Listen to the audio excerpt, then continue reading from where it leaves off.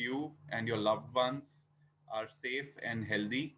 And I pray that we get over this crisis soon and hopefully get back to normal by the end of the year. I have made some slides for the market, and I've put it into this presentation where I've titled that this is an optimistic presentation. Uh, in the last few months, in my conversations with a lot of people, I hear a statement that markets are illogical, and this up move in the last year has been crazy. And I try to justify it, and people tell me that I'm very optimist. So I have put together my responses to some of the comments I hear from people. Uh, there have been certain conversations where the non-investment people discuss about the markets. I'm not even required. So I have put some comments what I hear from them and try to justify uh, why the markets have done what they have. And then I have a couple of slides on our new fund offering. And then we can open up for questions, any questions that you have on markets, on our strategy, on our funds. So let me start off first. Yeah, I hope everybody can see the slides that I have put up. Yes, yes. Cool. So let's handle the serious issue first. The second wave of COVID has probably been very severe and created a bigger health crisis than what the first wave has done. Suddenly, for us who are staying in urban areas, in metros, the numbers have suddenly become names. So it's either family or friends or relatives. So this is a very emotionally taxing time for us and physically taxing too. Uh, and this clearly has an impact on the way we think about investments. But I would say that whenever you're thinking about investments, you need to be unemotional. You need to keep emotions aside because many a times opportunities for investing come under the guise of a crisis. So let me put across certain positives that are happening despite the COVID wave. And this is mainly about the vaccination. So the Indian government has now given about 16 crore vaccines. We are the third in the world in terms of number of vaccines given. The first two are China and US, which have given about 24 crores, and we are the third at 16 crores. The rest are much behind us. Now, I put up a complicated slide of numbers of supply of different vaccines and how they'll be used. The only line you need to concentrate on is the one at the bottom. The most vulnerable group is from the age group of 45. There are people who are younger with comorbidities, and that's also a vulnerable group. But the majority of the fatalities and severe hospitalizations have been in the senior category, which is 45 years plus. And here, approximately, India has about 32 crore people. So out of 140 crores, about 25%, so little less than 25% is this vulnerable group. In the last line I've shown, uh, by what time we will have a substantial number of these people vaccinated. So with at least one dose, there is some immunity or some reduction in severity of the disease. So I have put across certain timelines. It looks like by June or July, we should be able to have a substantial number of this group being vaccinated. With the new vaccines coming in, Sputnik 5, the Pfizer BioNTech, we have J&J coming.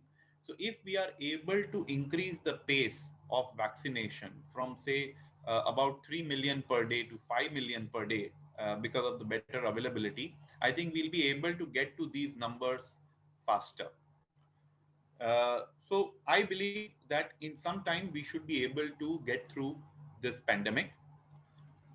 Now I'm coming to the other things that people discuss, and as I mentioned, from what I hear in conversations from people, and this is something for the last 6 months that I've been hearing. uh, in these slides I've given explanations for them. uh, there may be certain sarcastic remarks, but it's not for you. It's just my typical reaction to people who don't know what they are saying. So I've just included them here for fun. Okay. So as I said, the first thing I've been hearing for quite some time is that stock markets are illogical. And the main reason uh, for that is a lot of people are not able to understand that when GDP growth is down, how can the Nifty or the Sensex be up? In, uh, over a longer term, over if you take 2 decades or so, there is a good correlation between Nifty growth and the GDP growth. However, the same correlation is not seen if you look at each of these years of these last 20 years. So, over a longer term, the correlation is good, but on a year on year basis, the correlation is only 0.28. Uh, for people who don't know exactly the correlation numbers, one means perfect correlation and zero means absolutely random movement. So 0.28 is actually on the lower side in terms of correlation. Now, why does that happen? When investors are looking at forecasting growth, they look at GDP and economic and business growth for the next 2 years. The GDP numbers reported are for what has already happened. So stock markets look into the future and try to assess what can be the future growth, whereas GDP is a number of the past. Number two, there are a lot of differences between the sectoral coverage of or constituents of GDP and sectoral coverage and constituents of the Nifty. Uh, Agriculture, for example, is a very important part of GDP growth. However, it doesn't have much representation or negligible representation in terms of Nifty. The same opposite happens for pharma and IT. They have a huge amount of weightage in the top indices, but they don't have as much weightage in the GDP. A lot of us also, when we meet friends who are in businesses, we find that the businesses are not doing well. So another argument I get is a lot of my friends who are in business are complaining. Now, while this pandemic is affecting everybody, it is not affecting everybody equally. So it's not affecting all the businesses in the same way. Uh, there are clear vulnerable businesses, that is travel, hotels, airlines. These become very vulnerable businesses anyway during the pandemic. But there is also impact of businesses who are not able to cope up with these lockdowns. So say leaders in the business, large companies, they are able to raise capital to thrive through this slowdown period. They are able to leverage their technology. They are able to leverage their distribution. They are able to leverage their brands to get better market share during this time. There are so many companies who have been actually increasing their market share through this COVID times. A lot of unorganized players, local players, have suffered more than larger players. So leaders in the business have generally done better. And I believe when these lockdowns happen, a lot of people, when they even go shopping, they have very limited time. They don't want to spend time in the shop a lot. So they pick up whatever brand they trust and they generally use and they come back rather than exploring all the things that are available. So these minor, smaller things actually have created a big difference between how sector leaders have performed, which are represented in the Nifty, and then how the broad market or even the unorganized sector has performed. If you see the Nifty earnings, last year around May, we were looking at a 0% growth in Nifty earnings. Over the quarters, there has been an consistent upgrade in Nifty earnings, and that has led to this year we are completing with about a 20% growth in Nifty earnings. When you look at the Nifty pre-COVID, we were at around 12,000. Now we are at about 15,000, which is about a 25% move, which is very similar to the earnings move that we've had this year. Another broad statement that I hear quite often being made by people, that equity markets are driven by too much liquidity. There is no asset class in the world that enters the bull market if there is no liquidity flowing into that asset class. What creates a bull market is a combination of improving fundamentals of that particular asset and liquidity being easy and moving into that asset. So that creates a bull market. So liquidity is part of a bull market for any asset class, and the same is with equity markets. However, the mental model one should have when looking at fundamentals and liquidity is something like this. Fundamentals, growth, GDP, economy, business cycles, they move like a large ship. Even if they turn, they take a lot of time to turn. And once a particular course is charted, then they keep continuing on that course for a reasonable amount of time. Liquidity, on the other hand, is like a small speedboat, and that can move very quickly from one end to the other. It can move, uh, it can turn very quickly, very unexpectedly. So it is very difficult to time liquidity. But as long as fundamentals are moving in the right direction, movement in liquidity can provide opportunities because that can cause a correction. That brings me to my next point. Uh, Often I've been hearing, at least in the last 9, 10 months, that the Nifty or the markets are ripe for a correction. Now, I haven't been able to figure out what parameters give confidence to people that they can time the correction right. Valuation is certainly not one. Something which is overvalued doesn't mean it will fall tomorrow. And something which is undervalued doesn't mean it will start rallying tomorrow.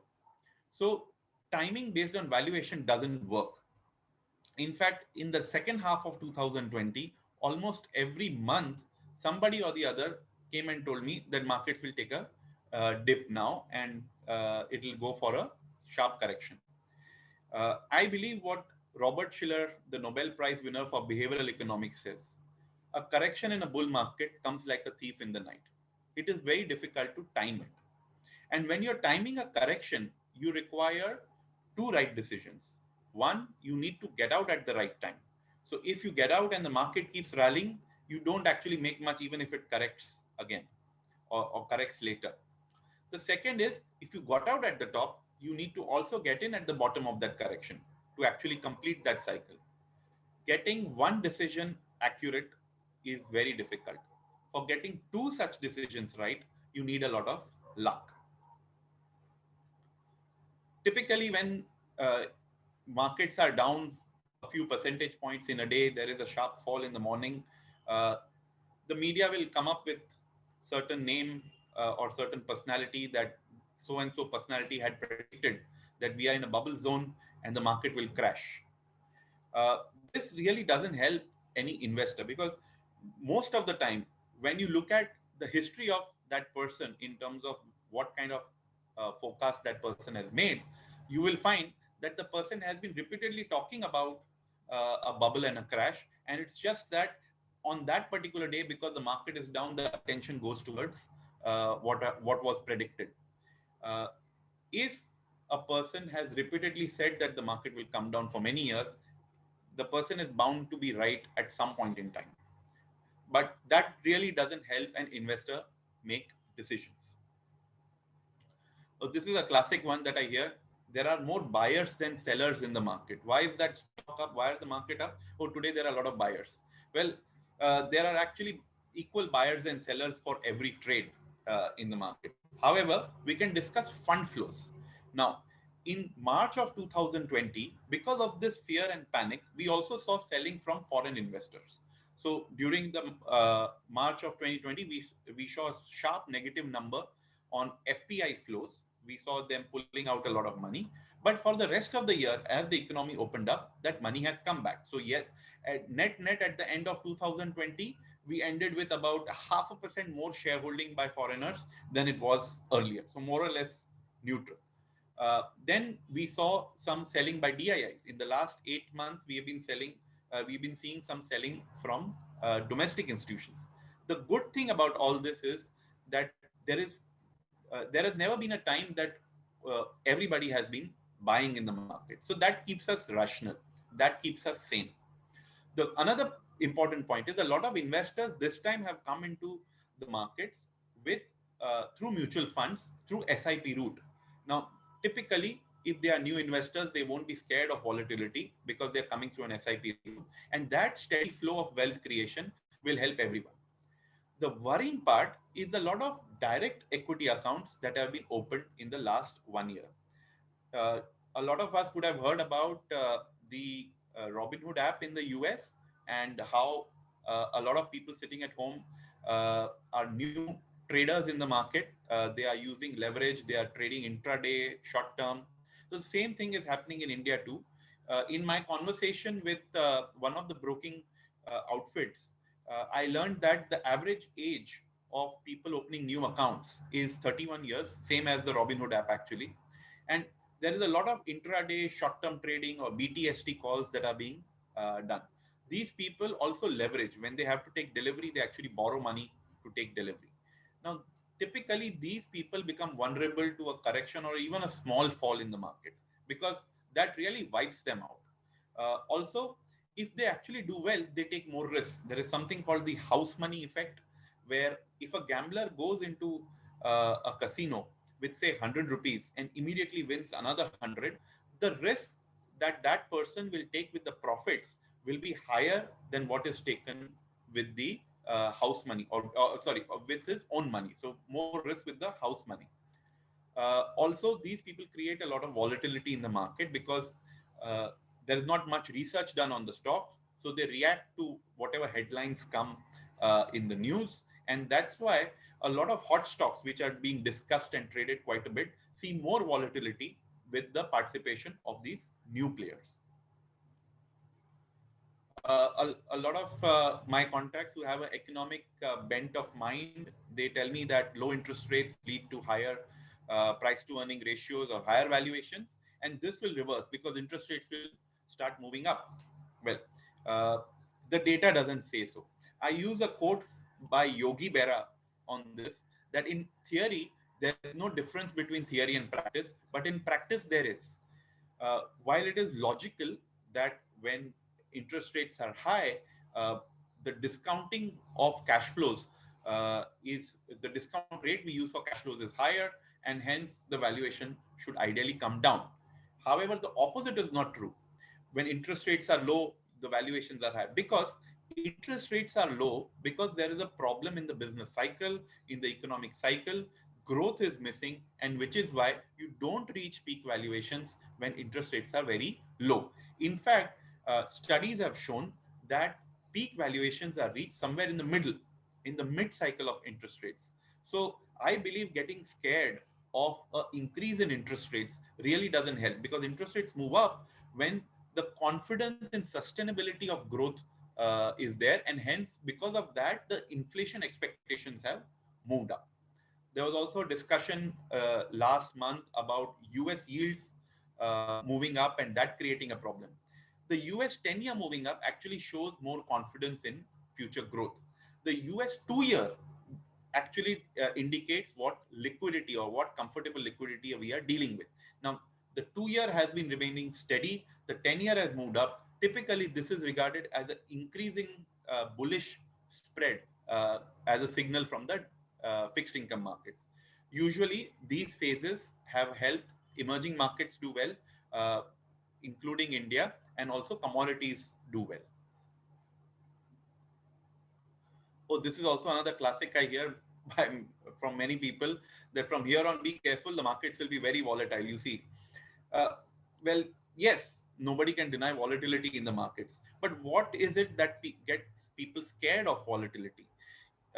In finance classes, we have been taught that volatility is a risk. For a long term investor, he or she knows that volatility is actually a friend.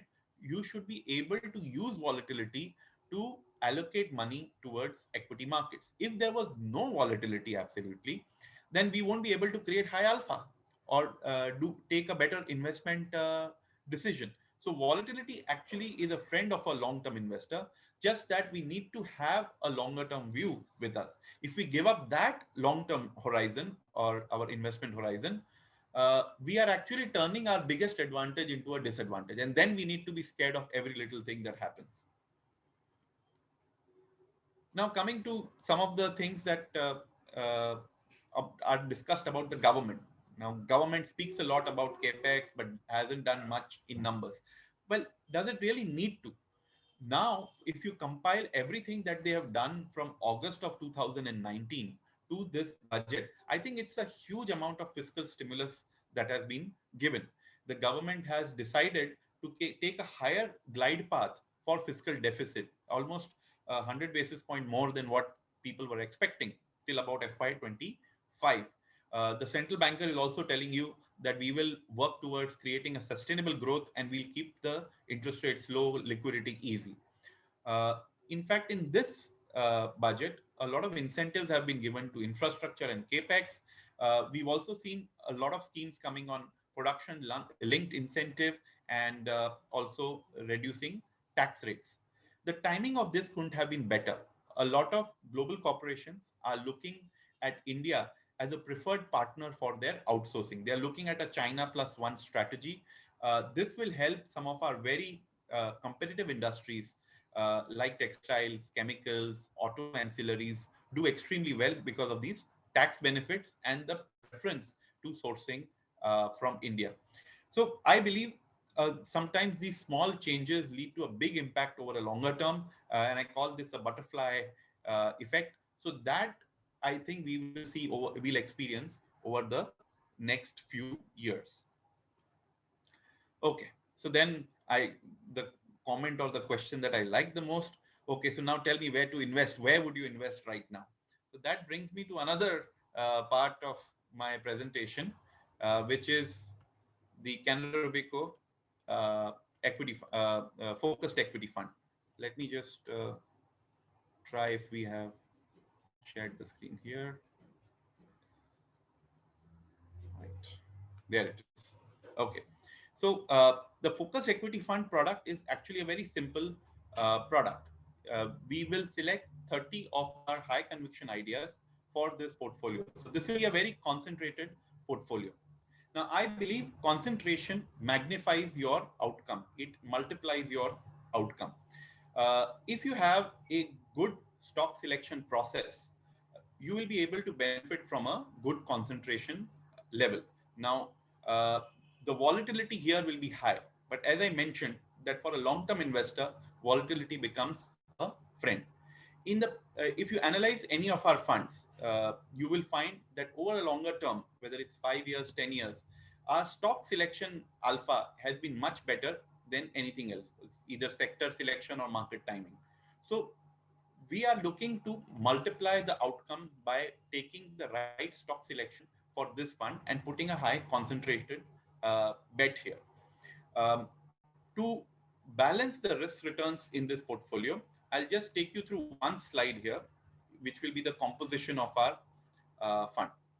So we are looking at a combination of companies who are leaders, challengers, and companies who are part of an emerging theme. Leaders in the sector, many of the large companies in the sector or leaders in the sector have a strong moat or a competitive advantage around their business, which helps them get maintain their market share or increase their market share, maintain very good return ratios like return on capital or return on equity.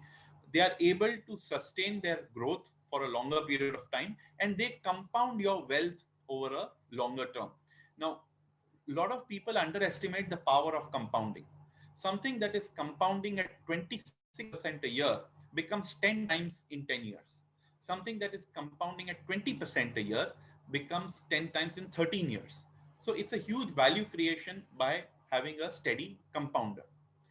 On the other side, we'll also take up certain companies who are challengers. In some segments, we believe that a challenger comes with a better product, a better technology, a better distribution, better brand, and they are able to take away market share from a leader who's not innovating enough or trying to protect its stuff enough. Uh, there are certain segments where you find the leaders are not exactly the management that you want, and hence the challenger is doing well. These companies attract market share towards their own products and services and actually take market share away. So these will be the second part of our strategy. The third will be emerging trends. Now, there are certain trends, especially seen in during the COVID times, the increasing usage of online payments, on e-commerce, also the increasing usage of credit cards.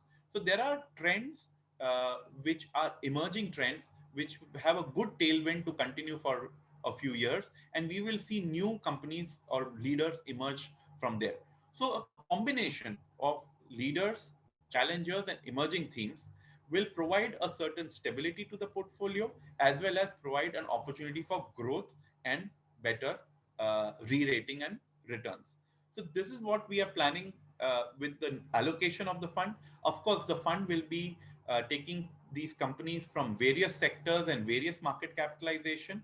We are looking initially at approximately 60% large cap and a 40% mid and small cap portfolio.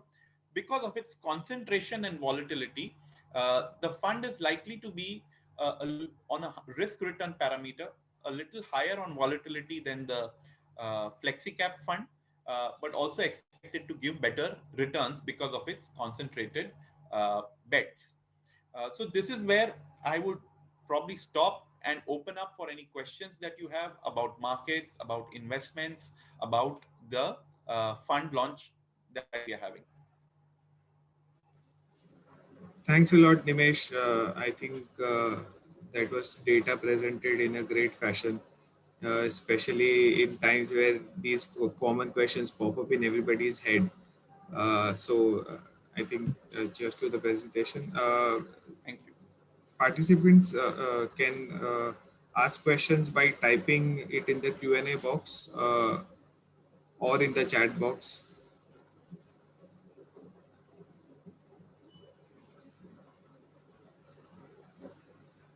So, Nimesh, before we start getting any questions, one question or one fund management style question from my side is that uh, with regards to valuations in the whole equity basket that you guys manage, what's your stance on valuation? Do you chase growth at any price, or do you are you wary of valuations when you pick a stock and wait for it to come in your zone? What's the stance there? So we look at uh, we are generally quality and growth at a reasonable price kind of a fund house. So we try to look for a reasonable valuation whenever we are looking at evaluating a company, because we have a quality tilt. We won't get the companies that we want at the cheapest of prices unless there is a crisis around that company or in the market as a whole. But there's a certain difference in which we look at valuations. We look at intrinsic value versus really looking at the price to earnings ratio as it is. So there are many things that go into a PE ratio, uh, depending on where you are in the cycle, what kind of profits the company is generating, what kind of products the company has, whether it can sustain its growth, whether the return on capital is good, and what kind of management, whether how good the management is of that company. So there are a lot of things that go into that PE ratio, and that number doesn't really tell you whether you are entering at the right price or at the wrong price. And intrinsic value takes into account a lot many aspects of what I spoke about and comes with a certain number, mainly which is done on a say discounted cash flow basis or asset value basis or so. So many companies that look optically expensive may be actually reasonably priced because of the growth, because of the characteristic of the business, because of the good management of that business.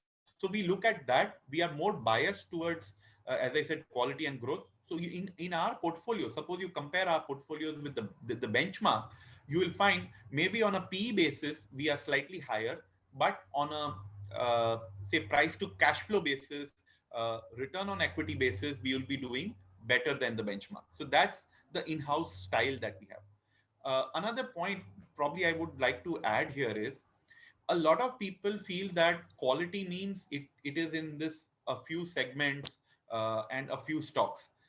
Well, actually, quality means that is a good balance sheet, a cash-rich balance sheet, good ROEs, good technology in their products, good R&D. This can be found in other segments also. So in infrastructure or in industrials, people just have a mind block that in cyclical companies, I will not find a good quality company. Well, actually, that's a wrong perception. You can find quality in these segments. What people mistake is they look for a smooth structural story, a steady compounding stock as a quality stock.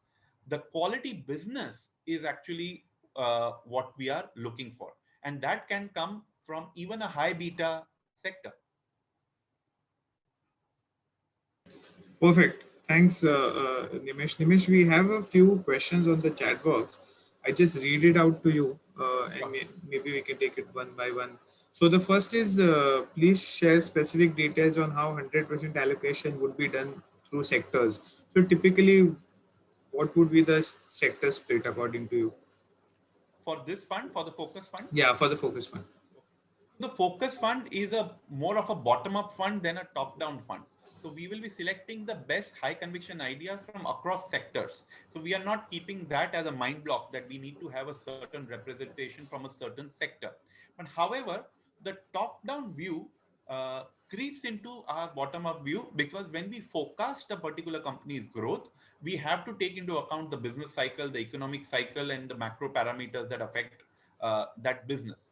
So uh, for this fund, the view of a top down or a sectoral view can come in as how salt comes into food. You may not just specifically eat that salt, but it's an important part of the ingredients of the whole dish. So that's how the top down view or a sector view comes in. So for this fund, don't look at what will be the sectoral breakup. It will be the best ideas coming from across sectors.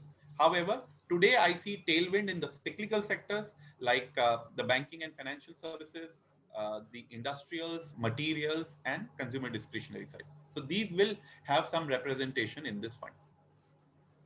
Sure. Uh, Thanks a lot. I'll read out the next one. In the new fund, what is the strategy of deployment generally? So it's more to do with operationally when you collect the money in NFO, over what period will you deploy it in the fund? So in this fund, we are looking to deploy within a month. So if everything goes well, we should be deployed within the 30 days of collecting the money. This is because right now the markets are having a negative sentimental mood, and we can pick up companies that we love at a good valuation in case there is a panic anywhere because of the second wave. Sure. So typically, we would say from the 7th of May to the 7th of June is between where you will typically Yes. deploy the Approximately that's the timeline. Don't hold us exactly on that time, because we also want to give. We also want to buy companies that we want at the best prices that we can get. So we try to use certain strategies to time it right. But uh, the view is that right now markets are a little worried. We are seeing still second wave being very strong in COVID, so that is affecting the volatility in the market, and we want to use that. Sure. Perfect. The next question is, what is your view on mid and small caps seeing the current valuations? So I'm quite bullish on the mid cap and the small cap category, especially the small cap category, as I see a broad economic revival both globally and domestically. And as I said, you are able to find good quality companies in various sectors, even in and in various categories, like even small cap, and the prices are reasonable in the broad market compared to say the large caps. And I believe that is a good opportunity for us to pick up these companies. So we would be looking at mid and small cap very closely to pick up future winners. Here you have to be a little careful.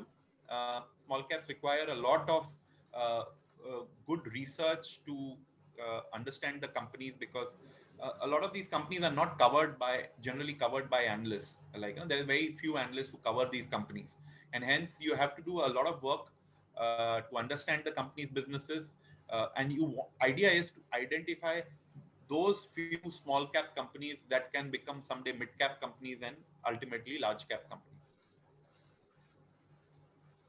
Sure. Dimesh, one more question is more on the US equity front.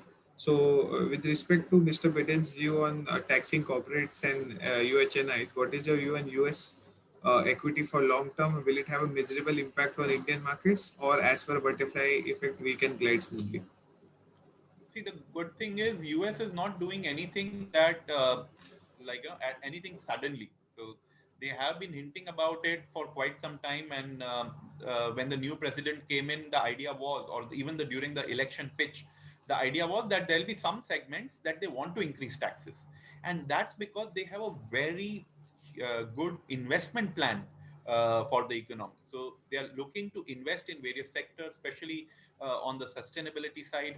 So there will be a lot of spending by the government, and it's better that the government uh, also collect some revenue where there is, like, there are huge profit pools, or there is huge amount of income. So the government should collect some from there and then use it to spend. What government does is just reallocates assets, its flows, right? Government doesn't generate its own income. There will be government PSUs, but ultimately they are collecting dividends from there, or they are selling stakes there. They're collecting revenues through income taxes and wealth taxes and indirect taxes, and then they allocate towards investments.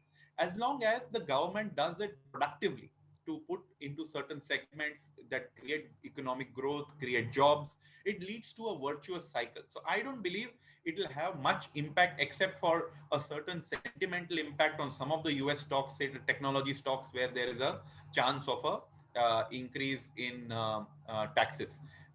Some of the companies we spoke to, Indian companies that have declared results, we asked them if there is a important or significant impact, especially for IT companies here, whether there's an significant impact on them. They are not so worried. So they said it may not be significant for them. Sure. Thanks, Nimesh. Last one, I think you've answered it, but the composition of large and mid and small cap for the 30 stocks.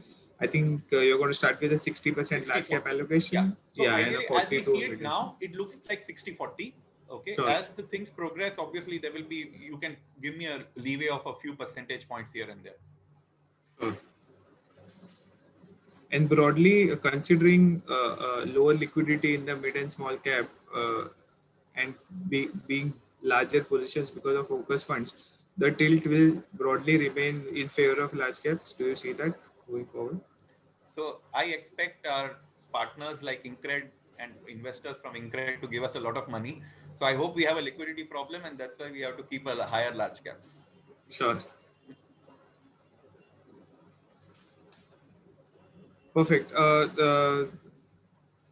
Again, I'd like to invite few questions in the Q&A or the chat box if any of the participants have any further questions for Nimesh.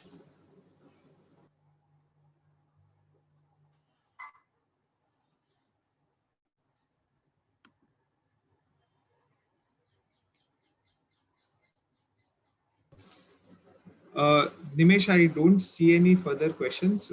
So just would like to thank you and ask you if there are any closing remarks for investors regarding the fund or regarding the markets that you would like to Sure. address. Thank you very much for having us here. And I enjoyed the kind of good questions that we got.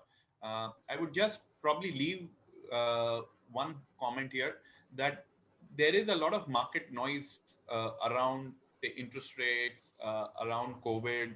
I would want people, because these are emotional times, people may take certain decisions based out of emotion. Now those typically in investment lead to a bad outcome. If you just stretch your investment horizon uh, a little longer, maybe 5 years, 7 years, or even 10 years, suddenly the way you look at the market, the way you look at funds, your investments will change significantly. And that will be the secret of success. Just thinking longer term, that will calm people down. Then you'll be able to take unbiased decisions or unemotional decisions, and you'll be able to take advantage of any correction or crisis that comes in. So that's all I want to leave you with. Thank you so much for having us here. Thanks a lot, Nimesh. Thanks for sparing time. I'd like to thank you and the entire team at Canara Robeco. Thanks for all the knowledge and data-oriented presentation, and thanks for all the address as well. Thanks. Our pleasure. Thank you so much. Thank you. Perfect. Thanks a lot to all our investors also for attending the call. Thank you.